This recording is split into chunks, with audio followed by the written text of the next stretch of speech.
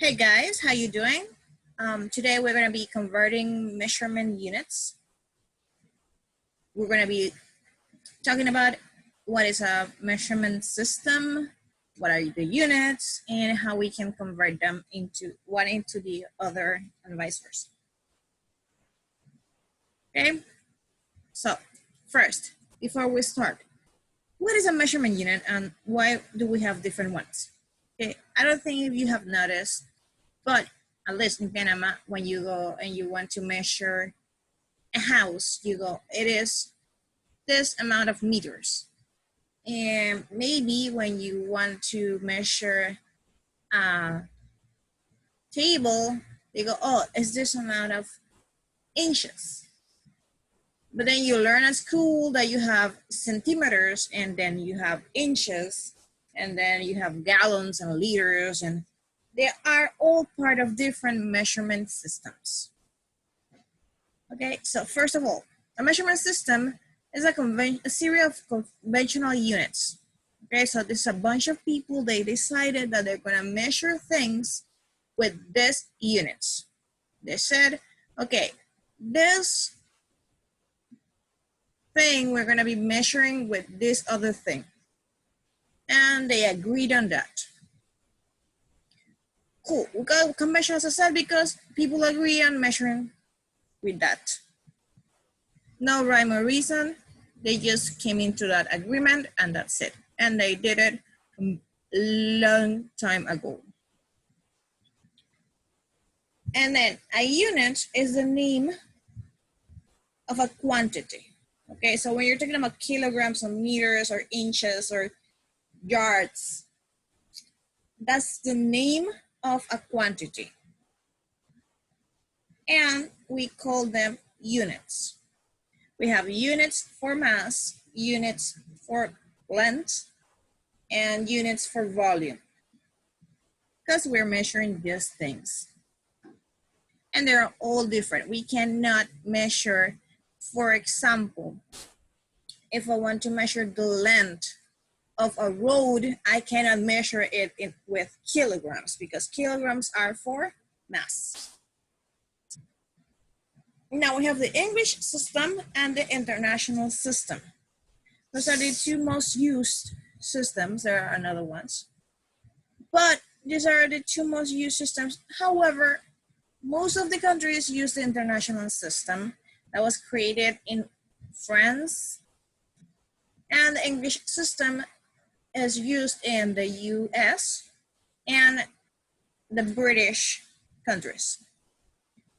Okay, but most of us use the international system. Since the English system exists, we are going to be seeing it in class. And the metric system is the one that you find in the supermarket. For example, you're going to go buy some cheese or some meat, and you see, oh, this is like a kilogram for $3. I'm buying some cheese, and they are telling me like you have to pay $3 for a kilogram of cheese.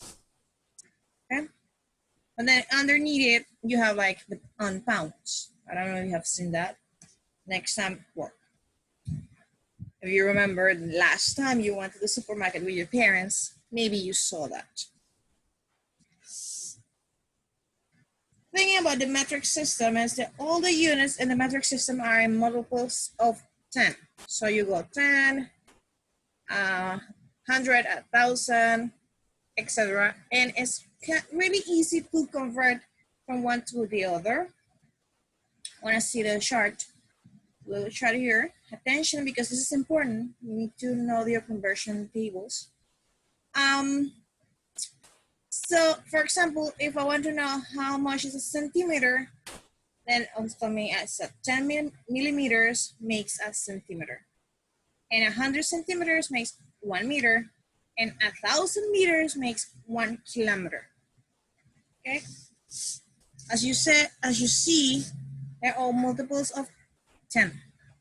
That's the length, measurements, and then we have the volume.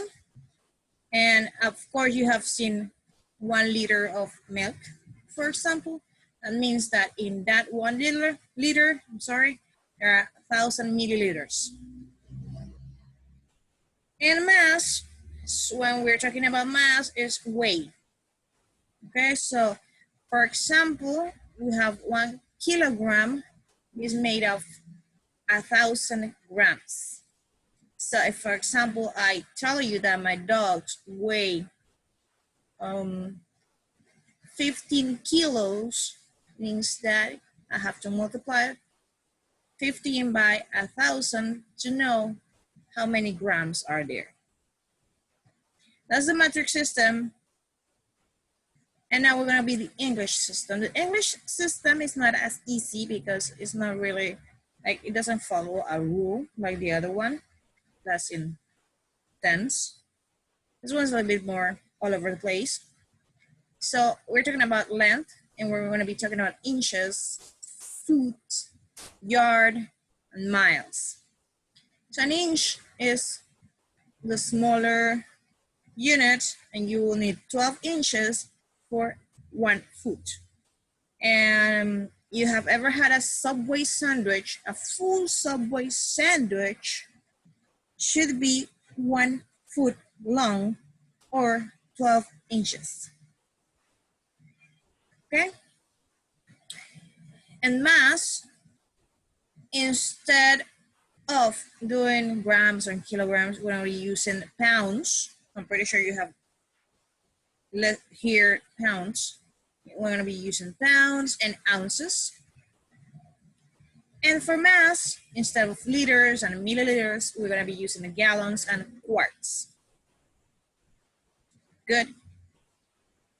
Now, here's the thing. I can convert within each system. Like I can convert meters to kilometers in the metric system, or I can convert yards to miles in the English system, for example. But I can also convert the English to the metric and vice versa. And there's a chart for that too.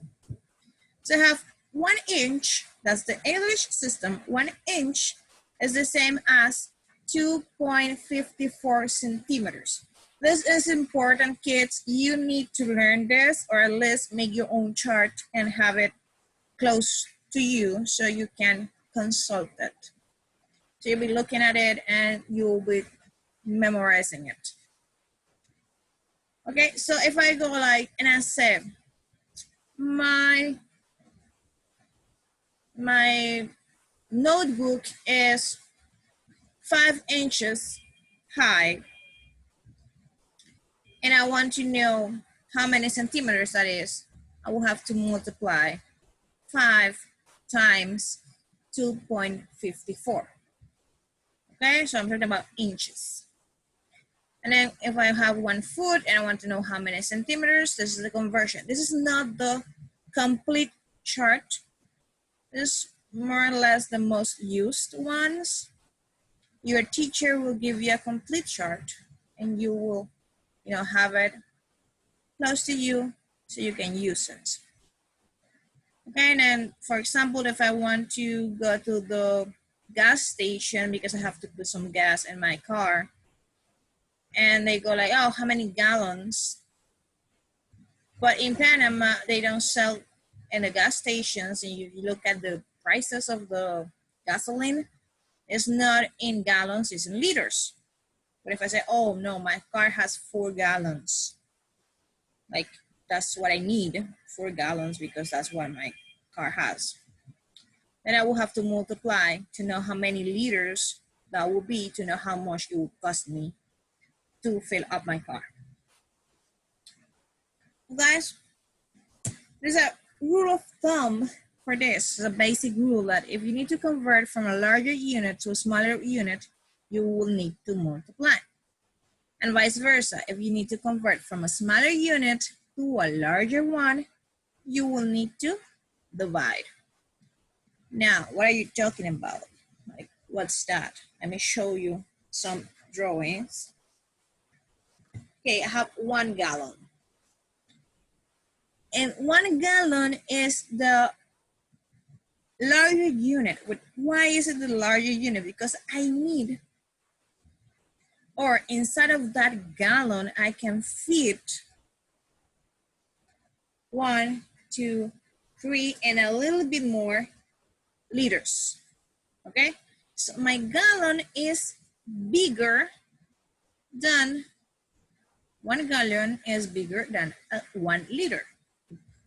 You know, takes more space, so it takes more amount of liquid. Same as with the inches. An inch is a larger unit than a centimeter. Why? Because to make 1 inch, I need 2 centimeters and a little bit more. Okay? So you have to look at your chart to know how much exactly it is. But you will know that a gallon is 3 times more than 1 liter, and an inch is 2 times more than a centimeter. Okay, guys? I'm gonna look at some examples. Let's say I'm trying to convert inches to centimeters and vice versa. As you see, if I want to go from inches to centimeters, I need to multiply by 2.54. Okay? If I want to go from centimeter to inches, then I have to divide. Okay, let's say I have I have a plushie, you know, a stuffed animal, and it is 5 inches long. I want to know how many centimeters that is. What did I say we have to do? And we are going from inches to centimeters, so I need to multiply. So really easy multiplication. You go like 2.54 times 5. You're gonna multiply it regularly. 5 times 4 is 20. I regroup the 2. 5 times 5, it's 25. Plus the 2 that I just regrouped, that's 27. Regroup 2. 5 times 2 is 10 plus 2, that's 12. I have 1,270. But this is a decimal, so I'm gonna count how many decimals I have after the point, and that's the amount of decimals I have to have in my product. Okay, so I have 1, 2 decimals, so I need to have 1, 2 decimals in my product. That will give me 12.70. Okay, so I went from inches to centimeters and I multiply. Now, if I want to go from centimeters to inches, no, I need a cord, like a charging cord. My charging cord needs to measure 15 centimeters, but in Amazon, they're selling it in inches, and I want to know if it's the same, okay? So I'm going from centimeters to inches. That means I need to divide. I go like, okay, 15 divided by 2.54. I have a problem here because this has decimals. What I'm gonna do is I'm gonna count how many decimals are here. 1, 2. I'm gonna drop that point and I'm gonna add the same amount of decimals. I'm gonna add in zeros to this other part. It's gonna look like something like this. See, those are mine. And my division is gonna look something like this. This 2, 1, 2, so added 2 zeros here, and then I can just divide in the usual manner. Okay, that will give me 5.9. Okay, why? 5 times 254 equals 1,270. I subtract, and I'm gonna get 230. But I want to keep on dividing, so I added a decimal point here, so I could add a 0 here. Okay, and then I just keep on dividing. I decided to leave it like this. And I have that 15 centimeters equals 5.9 inches.